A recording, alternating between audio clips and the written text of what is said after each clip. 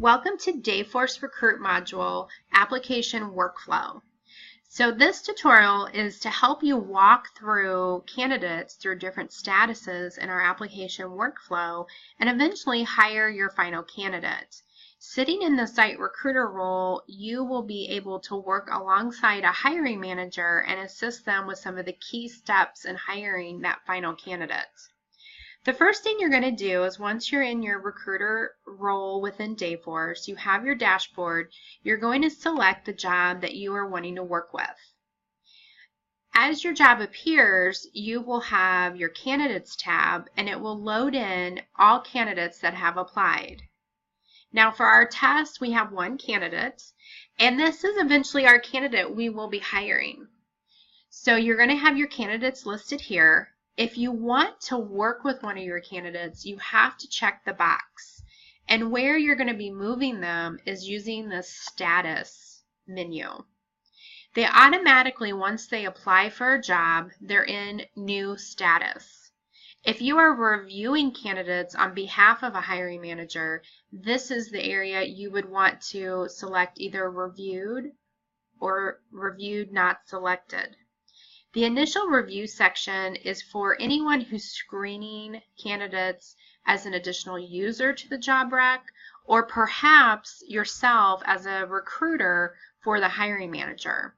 Keep in mind that if you do select someone as not selected, no decline email will be sent to your candidates. None of these statuses trigger emails except for the background check. You can move candidates from back and forth, and then when the hiring manager gets in there, they can still see the folks that you have selected as initial review not selected. Now, one thing that's nice about this is that as you are working, and for this example, I will use a hiring manager review, I can click on this, and I can always add a note.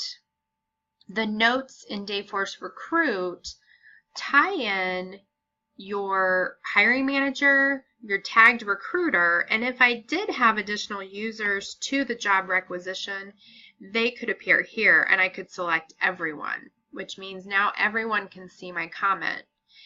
I'm going to, just for testing purposes,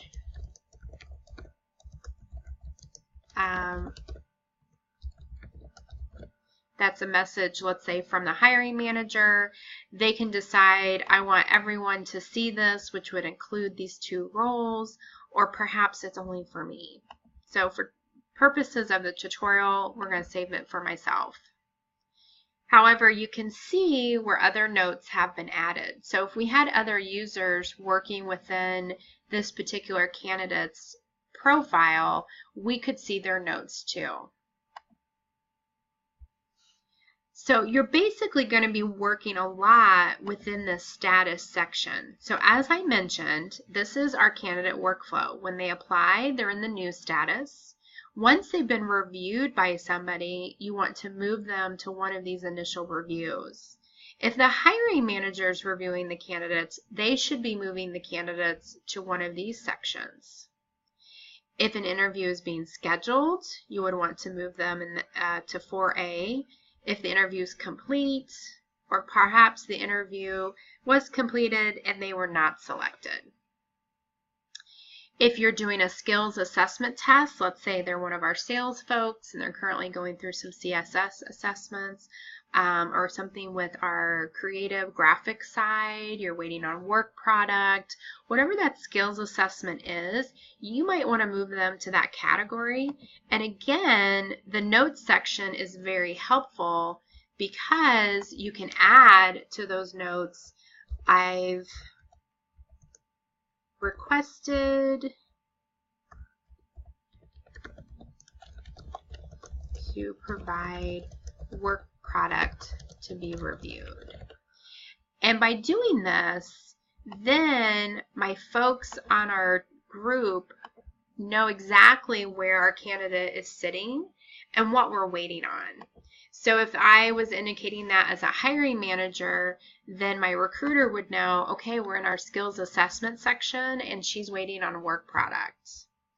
Again, Then they would go to the background check, and reminder that this is the step where an email is going to the candidate. You will not see this email. It happens on the back end of Dayforce, and it's automatic. So if a hiring manager selects background check, it will go to the candidate. If you select it, it will go to the candidate. If you ever need, have any questions whatsoever, you all have Berida accounts.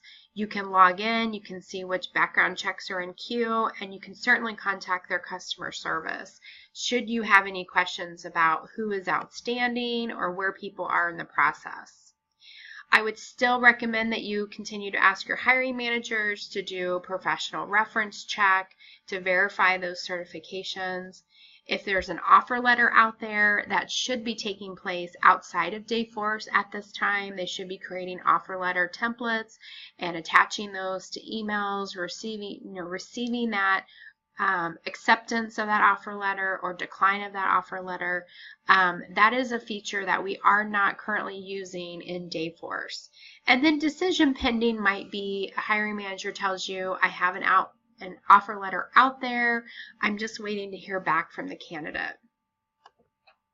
So once you're ready to hire your candidate, and actually I'll take a step back just to highlight again, your job description appears here. Your job details appear in this tab.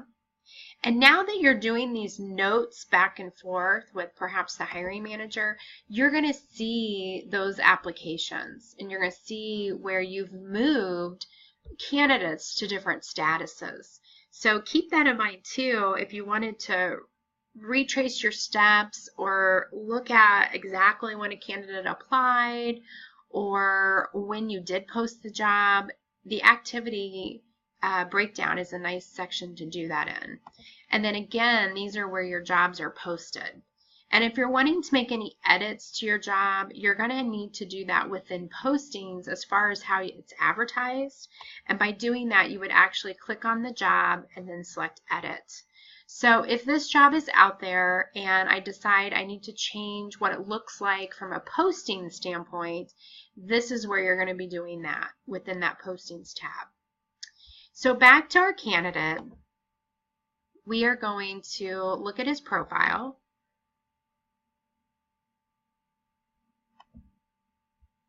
Within resume, you're going to see the candidate's resume, and you can scroll or you can download if you choose to share this with hiring managers. Perhaps you're that initial review.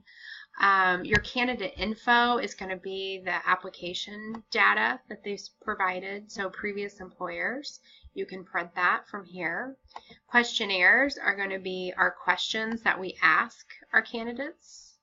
So this is where you can review salary expectations, why they want to work at MS, if they require sponsorship or visa. Additional documents is if they had uploaded a cover letter, or perhaps they did upload some work product, that may show here. Applied jobs lets you know if they applied for other positions within the company. So that gives you a little intro as to what the candidate profile looks like. Now, going back to our dashboard, anytime you need to exit, just hit the X and you'll get back to your original dashboard. So now I'm ready to hire Jonathan. So I'm going to make sure he's checked and select hire. And my new hire form is going to appear. Now the system does pre-populate as much information as it can. However, there are a few fields that you will need to provide. So going through here, again, we look for those red asterisks of information that's required. And the information that we do need before we can process is we do need a social security number and a birth date. This information will be available per the background check within your Berida account.